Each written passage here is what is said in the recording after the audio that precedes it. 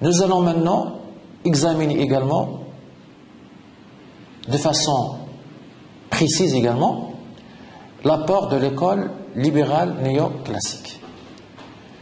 L'école néoclassique, née de la révolution marginaliste dans les années 1870, il devient la principale école de pensée jusqu'à la crise de 1929 et l'avènement du keynésianisme. Il redevient dominante après la crise des années 1970. Bien qu'il soit un prolongement de la pensée classique, défenseur du libéralisme économique, l'école néoclassique marque une rupture dans l'évolution de la théorie économique. La science économique devient la science de la rareté et de l'allocation des ressources rares. D'abord, quels sont les principaux auteurs néoclassiques? Donc, parmi les grands économistes néoclassiques, on cite bien sûr le nom de Léon Walras, l'auteur d'une œuvre qui s'intitule « Éléments d'économie politique pure ».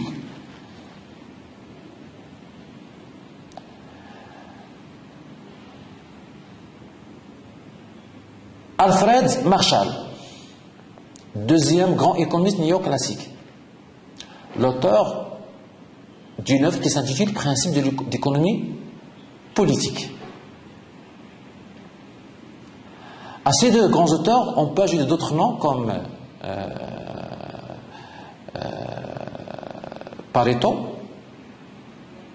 comme Jevons, ainsi que d'autres auteurs néoclassiques.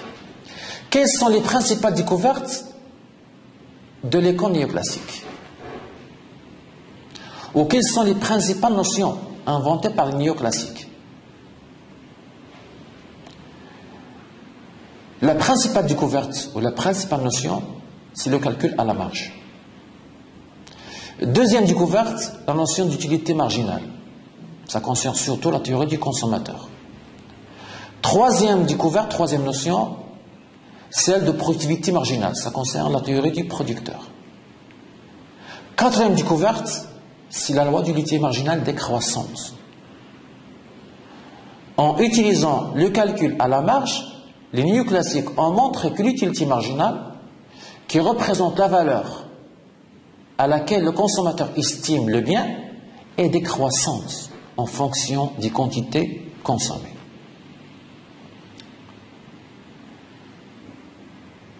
C'est quoi la valeur utilité chez les néoclassiques? Donc les néoclassiques, ils ont donc adopté une thèse différente que celle des classiques. C'est la thèse de la valeur utilité. Cette loi, ou cette thèse, est en rupture avec la théorie de la valeur travail défendue par Adam Smith et par Ricardo. La valeur d'un bien est fonction de son utilité, ou plus exactement de son utilité marginale. En d'autres termes, la valeur d'un bien augmente avec sa rareté. L'exemple de l'eau et du diamant.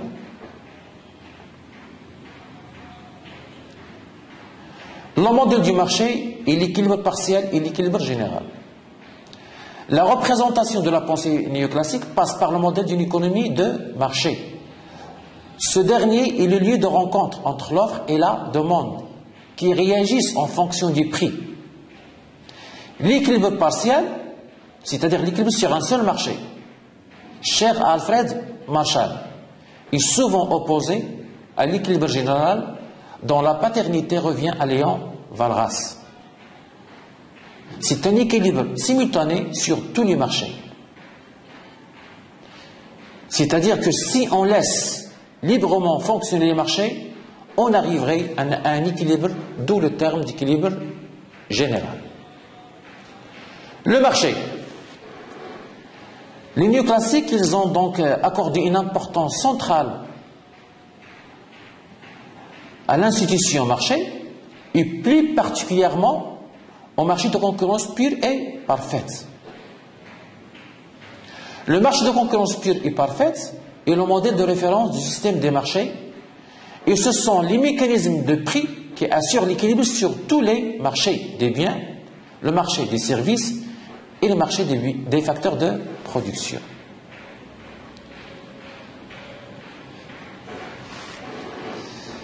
Cinq critères caractérisent le marché de concurrence pure et parfaite.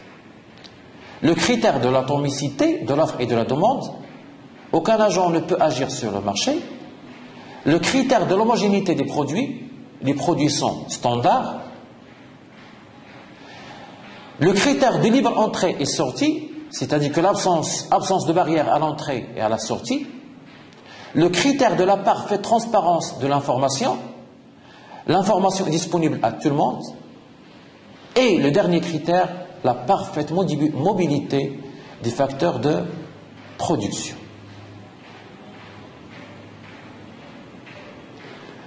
Voilà ce qui concerne,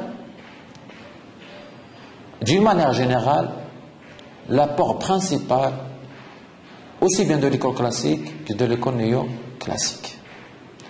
Passons maintenant pour voir, ou pour examiner la théorie marxiste. L'école marxiste, donc représentée par Karl Marx, sa principale œuvre s'intitule Le Capital, publié en 1867.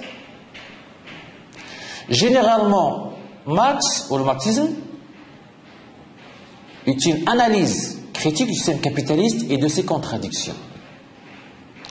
Pour Marx, le capitalisme est profondément un système injuste et inégalitaire à cause d'une répartition inégale de la richesse entre les différentes classes sociales et l'exploitation de la classe des travailleurs par celle des capitalistes.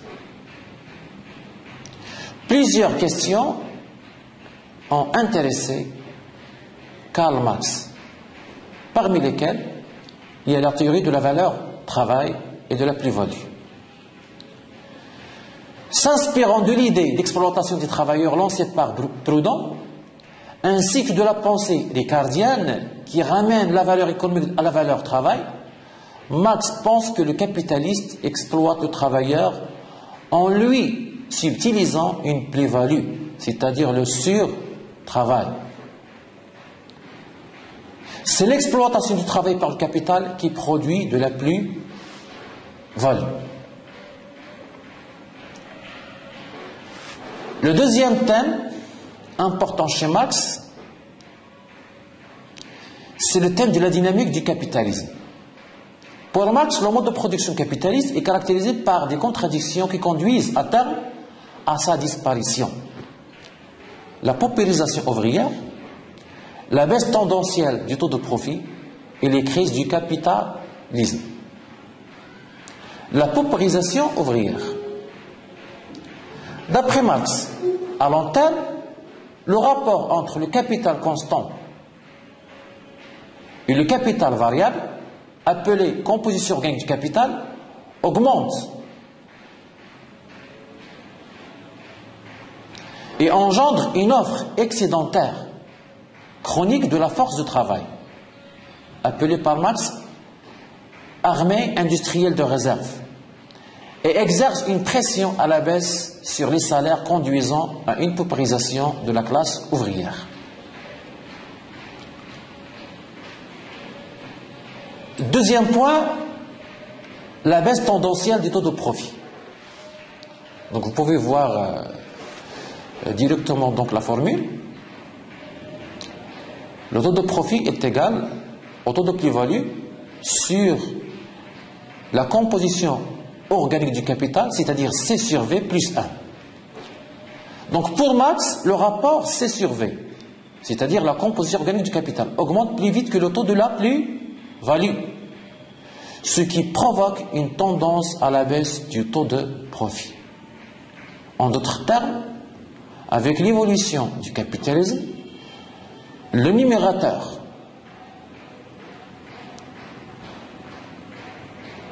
reste stable, relativement stable, le dénominateur augmente. Par conséquent, le taux de profit a tendance à diminuer.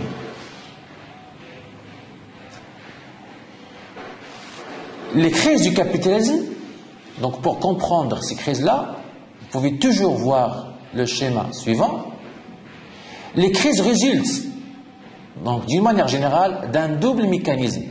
Le blocage de l'accumulation, qui découle de la baisse du taux de profit, et un problème de débouché qui résulte de la paupérisation et conduit à la surproduction.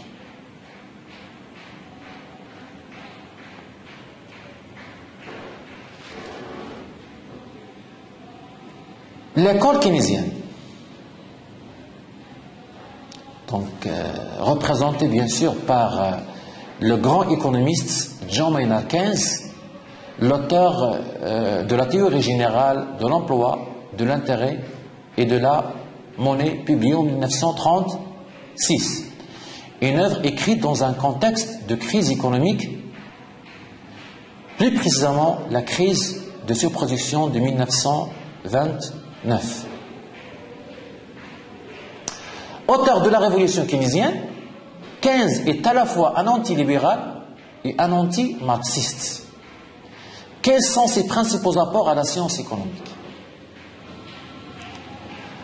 Il développe une analyse macroéconomique en termes de circuits qui met en relation les grandes variables économiques, le PIB, la consommation, l'investissement, les dépenses publiques, les exportations, les importations, etc. En plus, l'équilibre macroéconomique n'est pas un équilibre de plein emploi, comme c'est le cas chez les classiques et les néo-classiques, mais un équilibre de sous-emploi. Également, Keynes recommande l'intervention de l'État à travers les instruments budgétaires et monétaires, surtout que l'économie ne peut plus fonctionner sur les bases des mécanismes automatiques du marché. Le marché pour Keynes n'est plus le seul régulateur. Il rejette ainsi la loi des débouchés selon laquelle l'offre crée sa propre demande.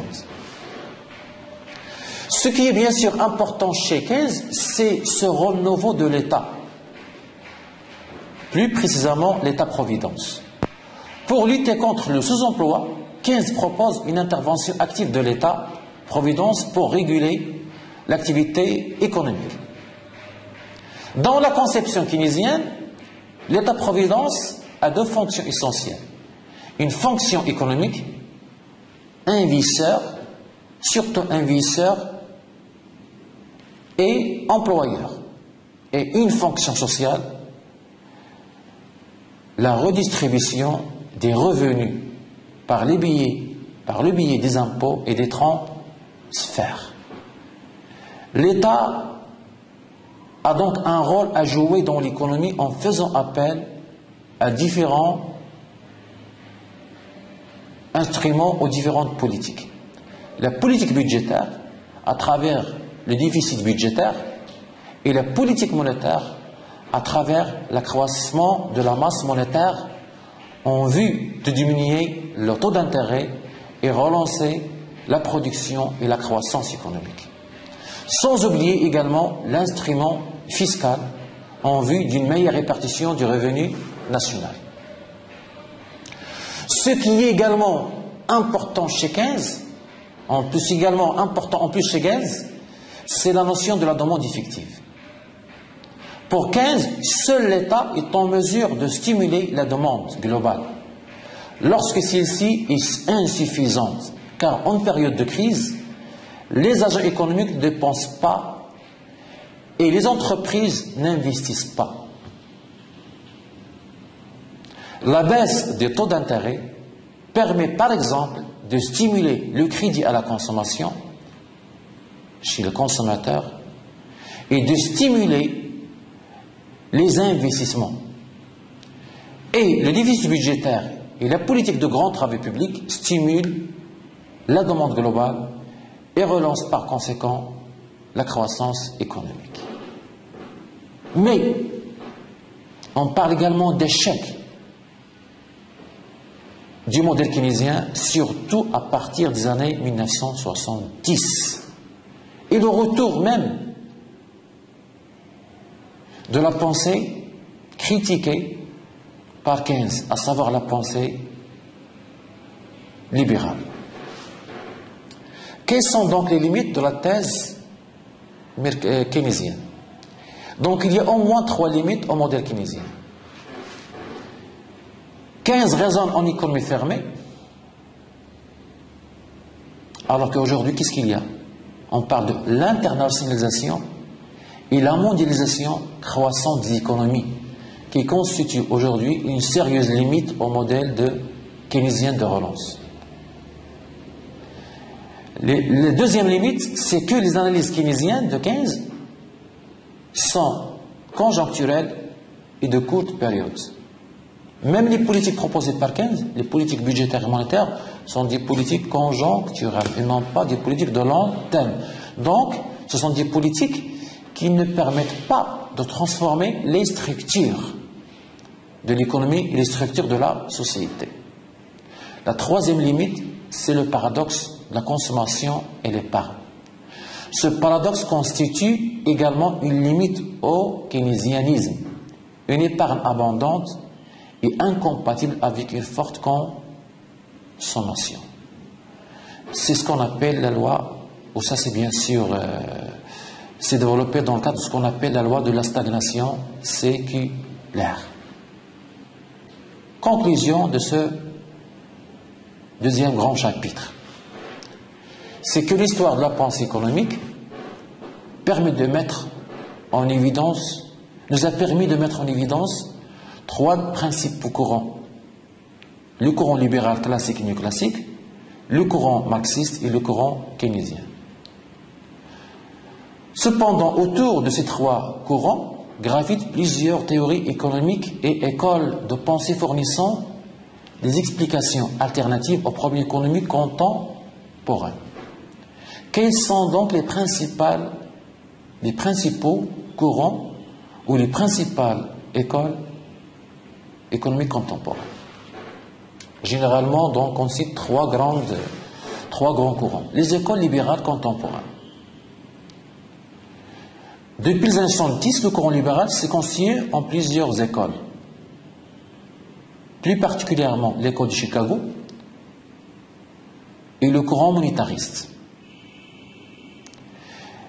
L'économiste Milton Friedman qui fait partie de l'école de Chicago, explique que dans une économie de marché, la réduction du rôle de l'État est la seule manière d'atteindre la liberté politique et économique.